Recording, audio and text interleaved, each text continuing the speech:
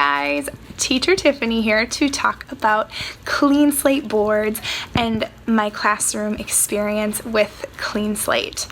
The kids loved that it had a sturdy handle so that they could hold on to their boards. We used them during my small group instructional time, and the kids really liked that they could use the handle to hold their board to their chest before they revealed what their answer was for small group work. They were also really excited, as was I, about the double-sided capabilities of the board.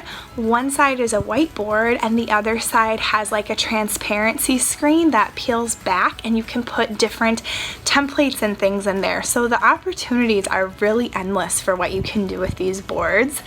And they're really durable. They held up super well. It was a high demand product in my class. We used them during whole group instruction and small group, and the kids would specifically request to use the KleenSlate boards and markers. You will love them, your kids will love them, they will withstand the test of time, and it's a great product made by teachers for teachers, so go check it out.